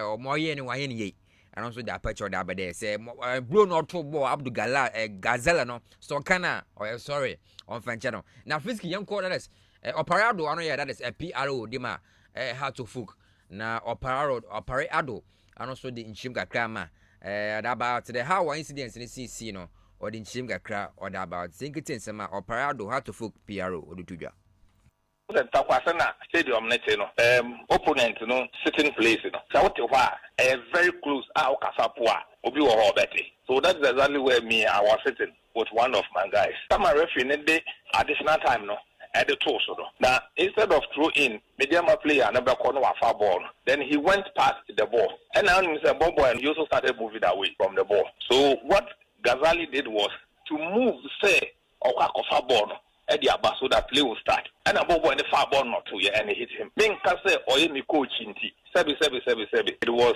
passion. And now say, on also feel is who caused the delay.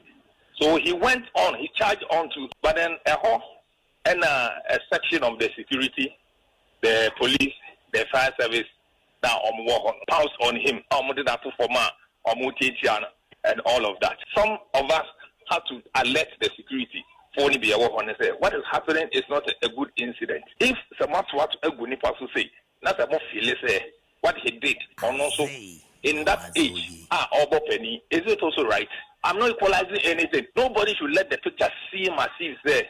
Someone needs to be and a coach is sorry, I asked a reprimand for not doing anything. Even in modern times, now saying FADABA, and I say it is FIFA. That's why they have introduced the cones around the pitch. You don't even have to have the ball boys close there. You see cones, now ball boy not continue actually. So ball down. It's a ball go through. You the player can quickly move in and pick the ball and then throw so that play continues. Ball boy need there. The only thing you have to do is that go back to wherever Boba could be called. Then play continues. This is exactly what happened. We will respond to it. Yes. And then for any Becasa, it do be passion, and calling him. Meaning say right even after the match of crown. Mr. Didi Crown and the Casa. A idea. I just say any okay, intending summer opera ado. On your PRO, Dima Heart of Folk, on Bomber in Chim or the bay after the incidents. We see what Takwa TNA over the weekend between Abdullah Ghazali and Afi the Bobueno in Chimano, so other Benina. Or idea how to for the official statement apology at what about today, not so one. Young Fay Sorodo, the Ghana Premier League top 5 assists, or idea and painful about and a dinner prayers are utumina when the most assist on one various clubs, so no day, no, Peter Amidu Aqua. For Kumasi Asante Korokono, I don't know, lead the top assist in the Ghana Premier League with 7 assists this season. Now, Richard, rather than remember Watson, I know Sinaka and Adriana Stars Football Club, I know to get 5 assists. The Master Richmond, Misia Koka, I know Sinaka and that is a young apostles, I know to get 4 assists. Now, Solomon Ej for FC Samates, I know to get 4 assists. Now, Brema Ba for Bebiani Gold Stars, I know to get 4 assists. Today now, top 5 assists, in the Ghana Premier League, I did not also on Frisky, in Fincina.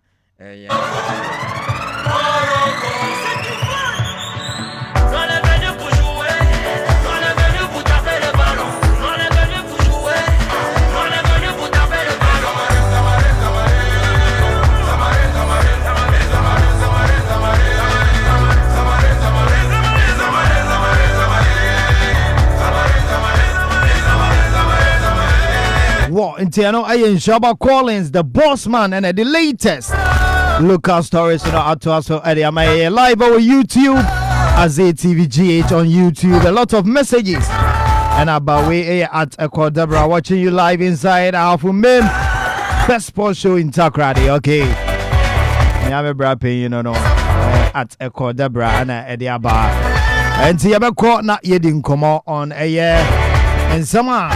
Shaba Collins, the boss man, Eddie Atujano, na yedi won come on, and so Francis Di Maria Jr. in Athens. Di Maria. Yeah, Fisky. BBI fine beauty. Yeah, fine. You know, come on. Me chair I drive at 10:59. Me I no call into. Me chair me bibi obia. Fisky. Oh, say Ghana football. I think Monday be anana Mbappe.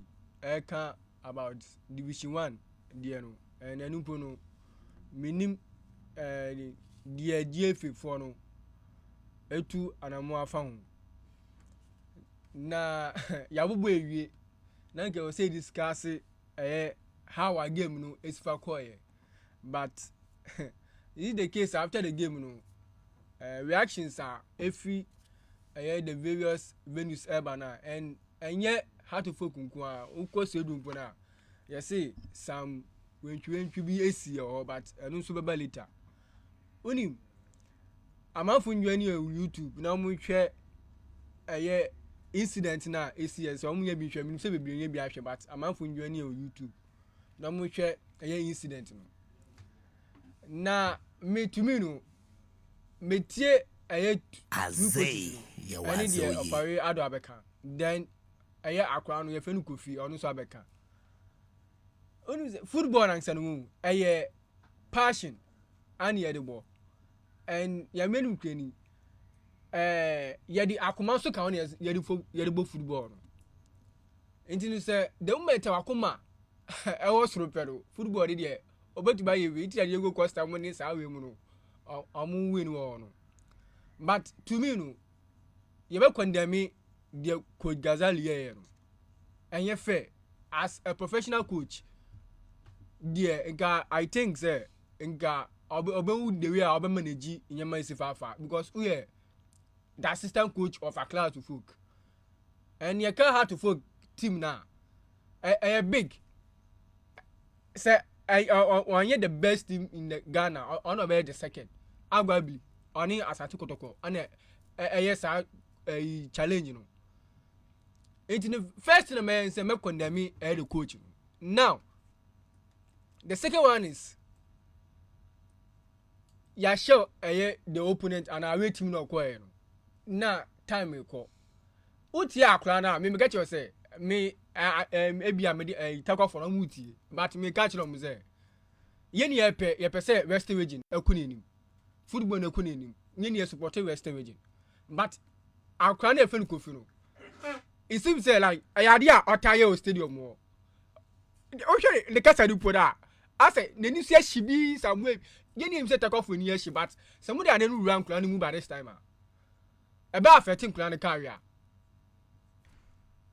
minim say boys na omo various stadiums no omo so ye a team so na 17 ni say me na omo so mo bo South Coast team no I wo media money various teams no it's the moment amodi sa we be shem kra ni team no eba affecting kra ni career as omo grow up no ye bi say o say o me obo me so mi njama ne nko me so sem di bro bono kasa we poche say no media mafo no enye man right wo takwa o no you will say e ka ba na to folk ni media ma matcha o mu ni pefe say obi a obehye mu e wo mu stadium first year how to folk iti ade o me right from the onset no na me say me hwe game ni bi o bibia che say person intimidate how to folk for no which are right say ball delay ni we ni dey or football mu say obe delay ball your we say me say delay ball e bo wa players better form and no ma won ka hwe fa ball be control won ka hwe fa ball be tumi ato ball na akọ obetumi akọ ade aba but the case won ko fa ade ni mba say coach ko fa ade say o say me bu afini nsem ana man kan football na passion ya de ball it no say one more akuma ambassador anasa ambafoma obeye yemen se fata in enusu anu how to folk for the apology ni there right and ade ba kwa almost 30 wo apology ni here security personnel ni we na omkan no o hwe video ni clearly security personnel si pona na omo stadium no pono no mo so bu officials ni bi I think Ghazali ni we bro mo bu no and which and you right it seems say I didn't hear ko say a home gun we have also be kwa away yen ye pese Ghana football no akunenim inti pese Ghana football kunenim dey see what division 1 over the weekends yaw hwe pictures na anye fe na ebi tia pai eni san yemema no then Ghazali so also dey ni apology aba enu so ye o see any user of onu particular uko YouTuber DJ Ben edini ni atoso obetuba kenkan apology na coach Ghazali any how to folk for the aba no enye papa ema football no me say entity ya.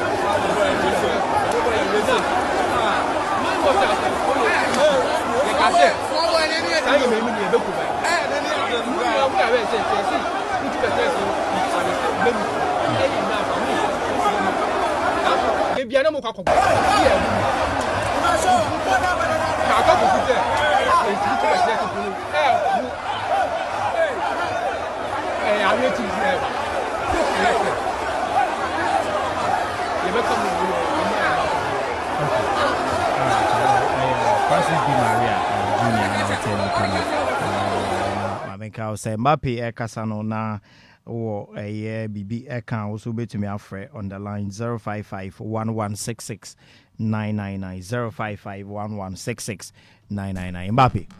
Yeah, Frisky, me that see. Now quick one. Collins have a story be but another and many of them latest no if you didn't internet but I hope that say if this is Sante Kotoko, them procedure na wobafado na wo tum na wahwe na wa ma one place wo tum na wakokọ dia. I believe the Ombo Kotoko Football Club no.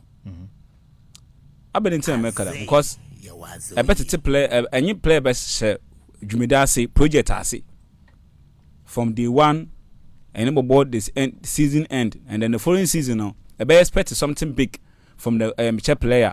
Now at the end no misunderstanding between player and any coaches and other management but na player a terminate no contractor. I believe there a lot. See, for the past 2 years or the enemy, and I said 2 seasons or the enemy. A corner kotoko for the one place one walk on in yano. It's a news now burning in there. The management and the board no one. It seems like there. Mr. Mikon, when age may yan shada in ye on your pay. Jehu recently, me a can. My young friend Chaban, security quite place, me and General. A corner of Foko, corner of Fada, we don't come walk away. Saying ya Bakaya Max Wabako. One of the fantastic player, no Kotoko set up no.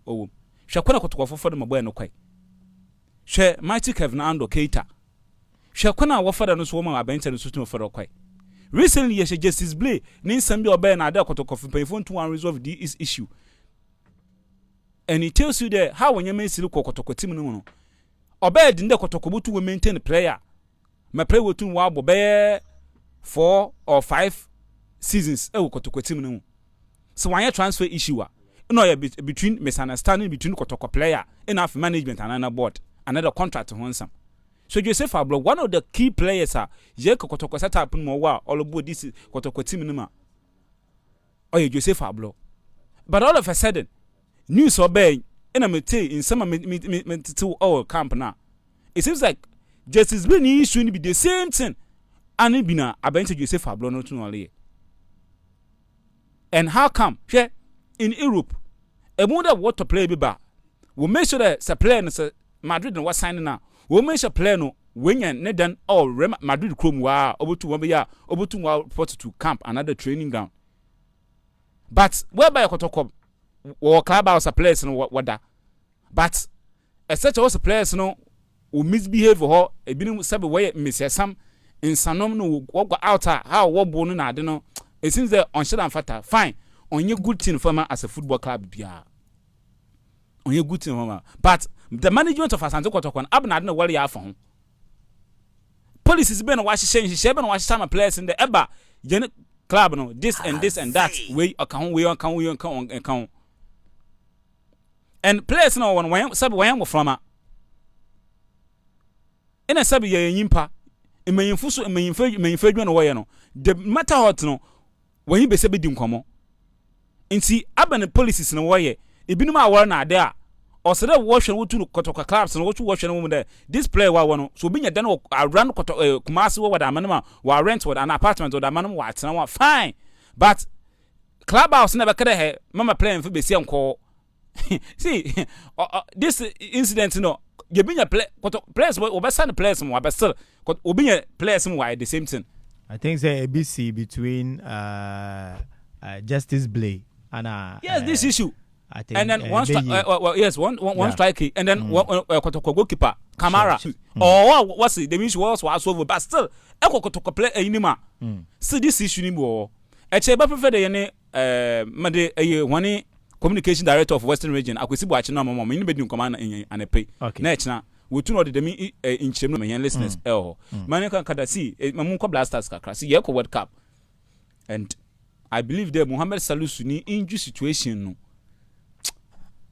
wa Ghana for another as blaster team wa blasters team the papa see yeka one of the center backs na yekita CCR for now key players no yekita Mohamed Salisu kan especially at the center back one o kan be pa and injury we nya no ACL yenya lot of big players we Europe when you dem issues ni bia another injuries ni bia yanshi ye hu them players no when performance na back and then in they are struggling to get their form back again and Salisu continue this incident we to we see one of the wingers or your promising star Ghana this incident you see and since then up to date and Nyama on picking the phone even as at now Leon this season since we picked them ACL you and Nyama go blasters now for you and it tells you the how we really sleep or very bad.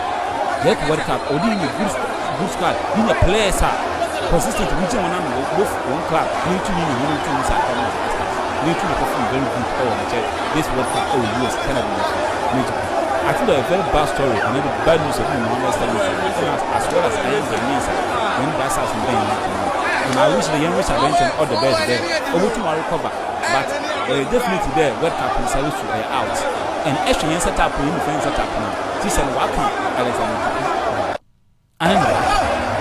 And I went and one of the players one guy there is a take team and I think there see Salisu and definitely Salisu the fate Nessa Jukuya fate definitely center backs when I want these two are not okay because one quality is also we show one class when I do it to see blasters in there and when I know where the defenders everything now when I do not want to do with your and Salisu Fuma is a beginning of the Jeb compared the rest of the players recently when you Francis Abusu Yakobo check them Korean Cup check Japan this player so picking that and Yakobo Panado Otu Waba wash us every training time. All the team to move. Our Michel France. The English is all the best. Oh yeah, but I believe there. Pay for new book now come Europe new book now come but World Cup new another solution everything stars of Ghana. Now compare room with AFCON but yen for time look at my young callers na want to know one. Okay, Mbappe and our tenant can. Hello, good morning. Nyame Adomo Aswe. Mr. Van no pay me into. Yeah. But you know, local teams. Why the Midima? Big team like Midima. Wall Bobo, no way the Madden. I wonder what them now how to focus assistant coach here. Yeah. The master, the man way, I am Midima coaching. On the Master Sports Stadium, now Christ Sports Stadium also. Yeah. It won't about the Madden won't to me. It won't about one channel, one Huma, no way the Madden. DFA away. What's that the Madden? Yes, sir. Yeah. Why, yeah. All small way actually, what about being there now soon? Now, what the principal wants to know. What jam on body be? Since a small one fan want to fan of court. Yeah. The man away, Mr. Alco. Now, the bank that I'm calling two course as is a beer shooting. I tell me, actually, more, it dress. Okay. It's other time. No training now. The other time for to need the people count. What's the one where the man? Why would the boy the one on your field? Okay. When you call the I'm here to farm, you have to focus. No, the man where the one here. On your field. Okay. One big team like Midima. Now you're the man. Oh, that's it. Yes, me also made it. Say what the audio about 05511669999 055116699. Baba MTN. Good morning. Good morning. One for the man. Nyame Adomo Aswe. Yeah, sure. She Di Maria na Mbappe Bamai. Omunyina ajo so. Anape come away no. Oh, nice pa. I'm moko kotoko. Kotoko. We don't learn. Say a learner. Nchaenda kotoko sia bibi amina. Perception of the management and painful team there. Ukuma Pimba. Sure. But the man old adage. What? Okay. Now we are a civilized world. They don't make use of Caribuzito Bay. Players I want for more than or you want 20. I could call Bibiani Go Stars. Sure. When he has top 4 crown. Or she go to be. That's the boy. Me infinity. So many players. Apart from that, when Karim Zito at the player pay 1 match or boy as a management you want to terminate the player no contract. What kind of coach is this? On to focus on the management in the like a this car. Excuse me to use this word. Okay. And we won't pass around the Yamimbo Hoban. Amen. Yamimbo Hoban. Amen. Yamimbo Hoban. Amen. Amen. All right. Baba MTN and our tenant. Can my fat last corner? YMVC. Hello. Good morning. Good morning. Good evening, baby. I'm free.